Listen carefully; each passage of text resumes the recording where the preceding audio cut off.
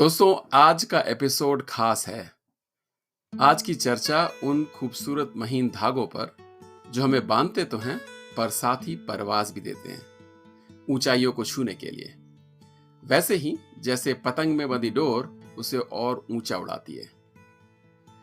बात करेंगे आज हम रिश्तों की, संबंधों की। कभी मजबूत, कभी नाजुक, कभी उलझे, कभी साफ सुथरे, मगर हमेशा दिलो दिमाग के करीब। कभी अनायासी बनते और कभी एक लंबी तपस्या मांगते। रिश्तों की इस कहानी को बयां करने के लिए हमारे साथ है कुछ बेहतरीन कविताएं और शायरी, कुछ अनमोल बोल। सारे रिश्ते एहसासी तो हैं। मां के आंचल के नीचे मसालों और थकान के साथ मिले स्नेह की मृदु सुगंध, यार दोस्तों के झप्पी की मस्ती, भाई के कंधे पर रखे गर्म हाथ की आश्वस्ति, किसी खास दोस्त के बालों की मदमाती सुगंध, बचपन की गली में लौट आकर महसूस करना उस मीठी दर्द भरी कसक को, अपने आप ही थोड़ा सा झुक जाना टीचर जी को देखकर, और पिता के सर पे रखे हाथ में महसूस करना असीम शक्ति के संचार को।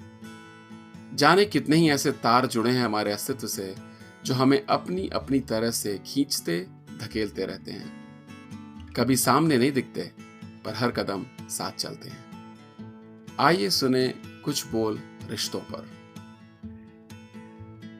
गुलजार जी ने अपने शब्दों में कुछ बहुत ही अच्छी तरह बयान किया है। रिश्ते बस रिश्ते होते हैं, कुछ एक पल के, कुछ दो पल के, कुछ परों से हल्के होते हैं, बरसों के तले चलते चलते भारी भरकम हो जाते हैं। कुछ भारी भरकम बर्फ के से बरसों के तले गलते गलते हल्के फुल्के हो जाते हैं। नाम होते हैं रिश्तों के, कुछ रिश्ते नाम के होते हैं। रिश्ता वह अगर मर जाए भी बस नाम से जीना होता है, बस नाम से जीना होता है। रिश्ते बस रिश्ते होते हैं। बिल्कुल। अच्छा, रिश्तों के साथ हमेशा एक मरीचिका या मिराज का सा बिंब होता है। लगता बिल्कुल सुदृढ़ है पर हमेशा थोड़ा सा संशय भी रहता है। गालिब कहते हैं, तुम्हें नहीं है सरे रिश्ता ए वफा का ख्याल, तुम्हें नहीं है सरे रिश्ता ए वफा का ख्याल, हमारे हाथ में कुछ है मगर है क्या कहिए। गालिब साहब की इसी गजल का एक और शेर मजेदार है। गजल का मक्ता यानी आखिरी शेर, जिसमें शायर का तखल्लुस यानी पेन नेम भी होता है, उसमें कहा था गालिब ने, कहा है किसी ने कि गालिब बुरा नहीं लेकिन, कहा है किसी ने कि गालिब बुरा नहीं लेकिन, सिवाय इसके कि आशुफ्ता सर है क्या कहिए। आशुफ्ता सर का मतलब होता है दीवाना सरफिरा। तो कहा है किसी ने कि गालिब बुरा नहीं लेकिन, सिवाय इसके कि आशुफ्ता सर है क्या कहिए। क्या बात है, वाह। और अक्सर रिश्तों को लिबास के रूप में भी देखा गया है।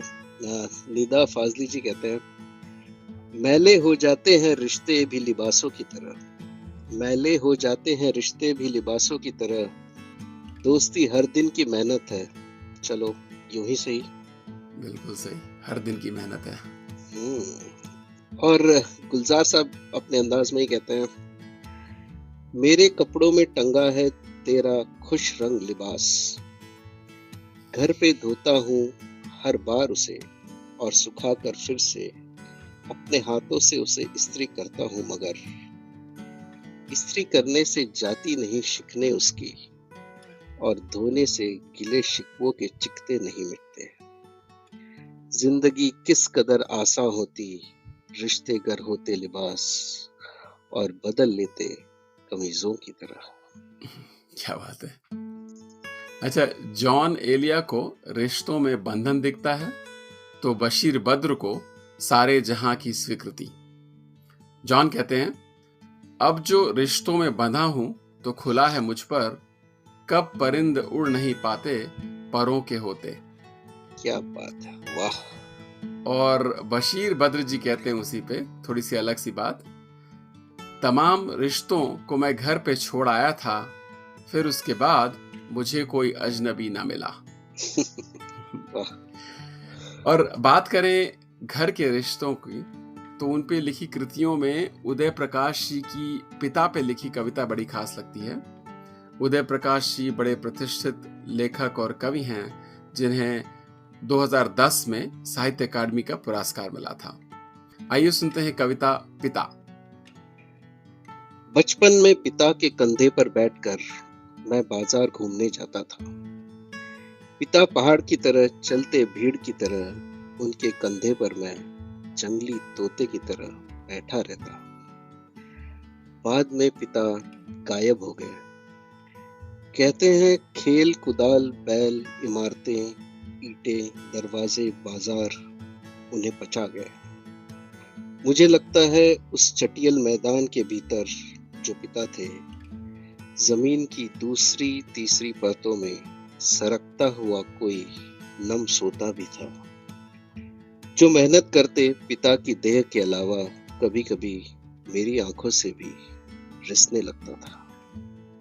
क्या बात है, गहरी कविता है। घर के आत्मीय रिश्तों की सोचें तो बहन का रिश्ता सबसे पवित्र और कोमल होता है, और अगर बड़ी बहन या दीदी की बात करें तो उसमें मातृत्व भी मिश्रित होता है। आइए सुनते हैं रविन्द्रनाथ टैगोर जी की कविता दीदी, जिसका बांग्ला से हिंदी में अनुवाद किया था भवानी प्रसाद मिश्र जी ने।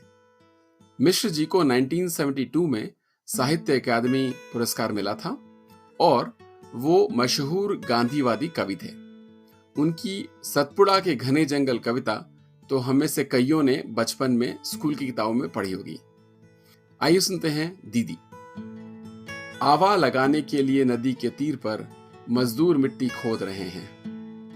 उन्हीं में से किसी की एक छोटी सी बिटिया बार बार घाट पर आवाजाही कर रही है।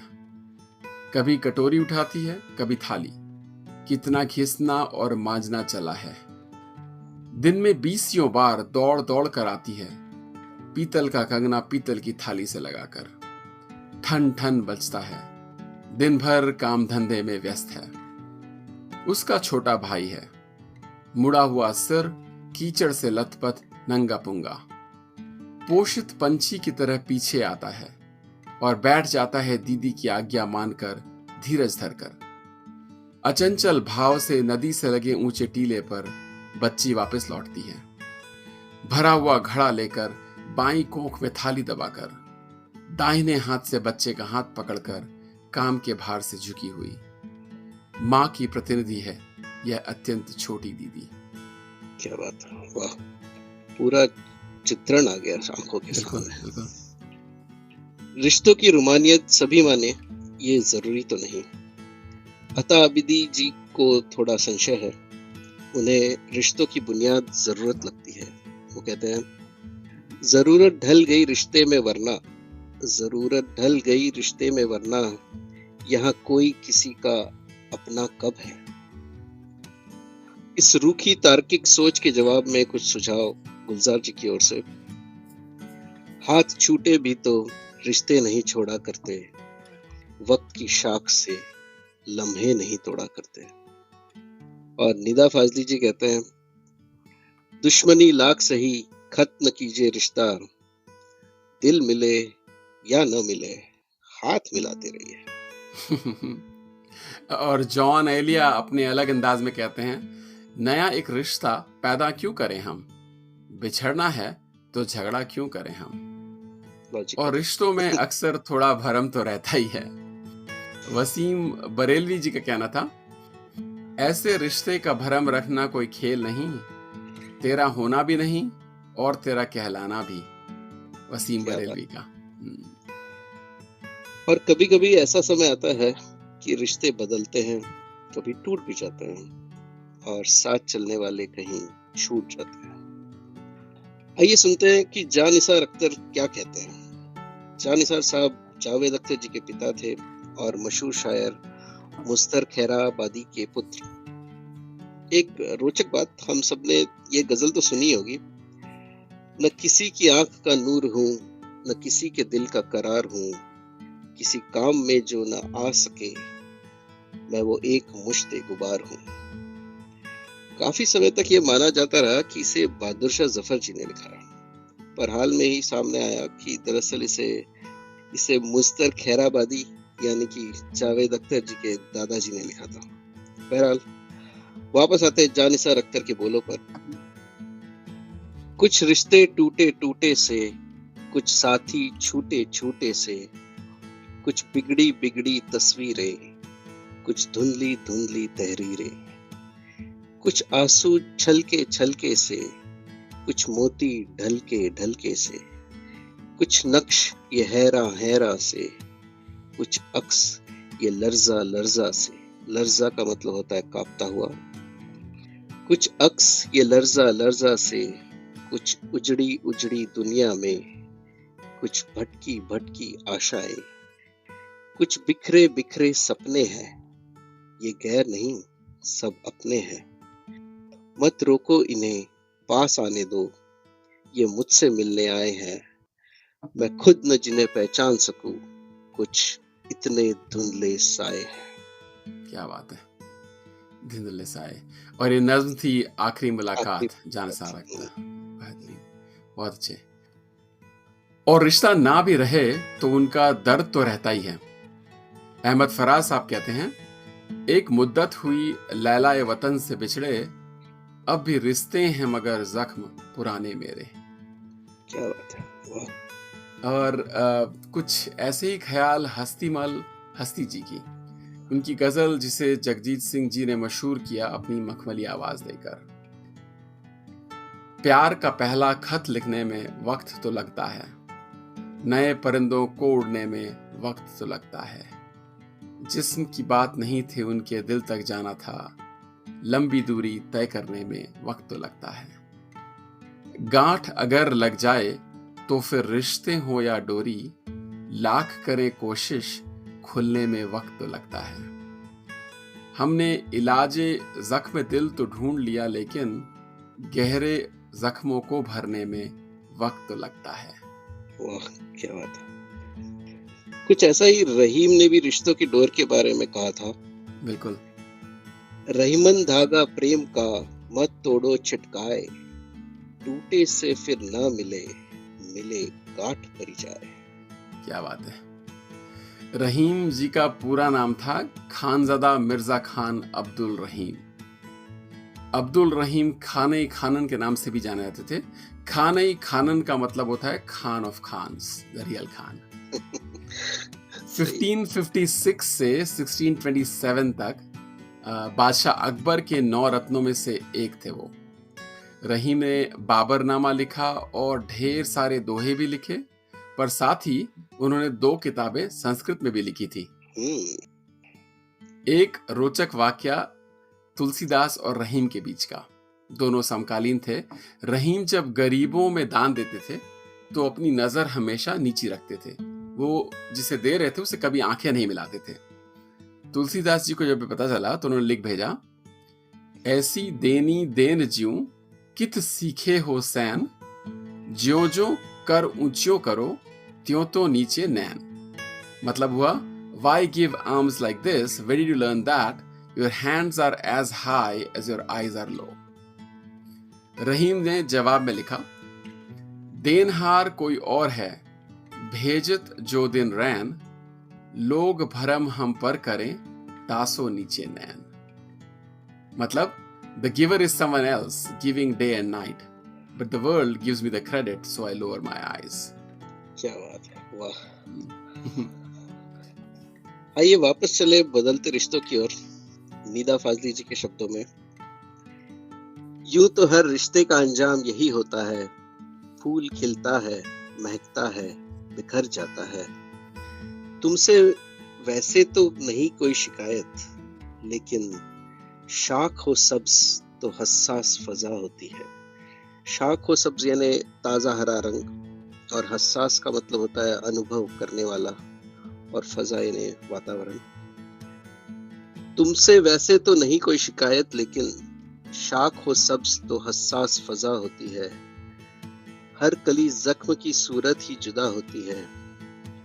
तुमने बेकार ही मौसम को सताया, वरना फूल जब खिल के महक जाता है, खुद ब खुद शाख से गिर जाता है। Natural transition. हम्म, और फिर एक आवाज उठती है गुलजार साहब की ओर से फिर से, शाम से आंख में नमी सी है, आज फिर आपकी कमी सी है, दफन कर दो हमें कि सांस मिले, नब्ज कुछ देर से थमी सी है, वक्त रहता नहीं कहीं थमकर, इसकी आदत भी आदमी सी है, कोई रिश्ता नहीं रहा फिर भी, एक तस्लीम लाजमी सी है। लाजमी सी। वाह, बेहतरीन है। जगजीत जी ने क्या गाया है इसे मरासिम। बहुत अच्छे। अच्छा, जिंदगी में कई रिश्ते हमें हालात से मिलते हैं, जहां हम जन्मे, जहां पले बढ़े, जिस स्कूल में गए, वगैरह वगैरह। उनमें से कुछ रिश्ते हम चुनते हैं और सजों के रखते हैं। दोस्ती एक ऐसा ही रिश्ता है जो हर फन मौला है, जिंदगी को अर्थ देता है और संबल देता है हर मुश्किलात में। आइए सुनते हैं कुछ बोल दोस्तों पर शकील जमाली की कलम से।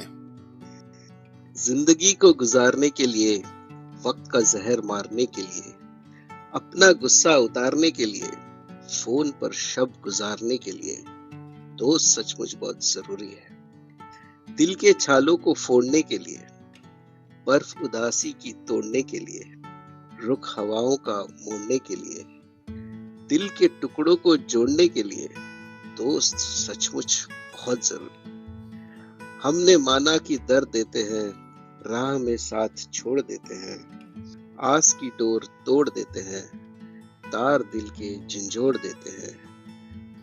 फिर भी मुझ जैसे आदमी के लिए ऊंचाई जहां में रोशनी के लिए, ऊंचाई जहां का मतलब होता है स्ट्रीट ऑफ बिलवेड, तो फिर भी मुझ जैसे आदमी के लिए ऊंचाई जहां में रोशनी के लिए, इब्ने आदम की बेहतरी के लिए, इब्ने आदम का मतलब होता है आदम की संतान, मनुष्य या आदमी, इब्ने आदम की बेहतरी के लिए दोस्त सचमुच बहुत जरूरी है। बिल्कुल बिल्कुल, क्या बात है, बेहतरीन। अच्छा, और आज की एक बहुत ही खास पेशकश अमोल के अपनी ही कविता से, जो उसने लगभग 23 साल पहले लिखी थी। आइए अमोल साहब। तो कविता का नाम था रिश्ता। क्यों हर रिश्ता नाजुक धागों से है बांधा जाता, क्यों हर रिश्ते के टूटने का डर है सताता, क्यों नहीं रिश्तों को मजबूत कड़ियों से है जोड़ा जाता, लेकिन रिश्ते क्या बनकर है जी पाते, रिश्ते तो प्यार से है बनते, प्यार से ही पनपते, रिश्तों को सीमा में नाजुक धागों से न बंधने दो, प्रेम के परवास से रिश्तों को उड़ने दो। क्या बात है, बहुत अच्छे। अच्छा, निदा फाजली साहब की 2 सलाह हम फिर से दोहराते हैं। दुश्मनी लाख सही, खत्म न कीजिए रिश्ता, दिल मिले या न मिले हाथ मिलाते रहिए। और दूसरी सलाह, मैले हो जाते हैं रिश्ते भी लिबासों की तरह, दोस्ती हर दिन की मेहनत है, चलो यूं ही सही। सभी से हाथ मिलाते रहिए, हर दिन की मेहनत करते रहिए, अपना और अपनों का ख्याल रखिए। आज के सफर को हम यही विराम देते हैं। मैं हूं अनूप और मैं अमोल। आप आप सुन सुन रहे रहे थे थे अनमोल बोल। अनमोल बोल।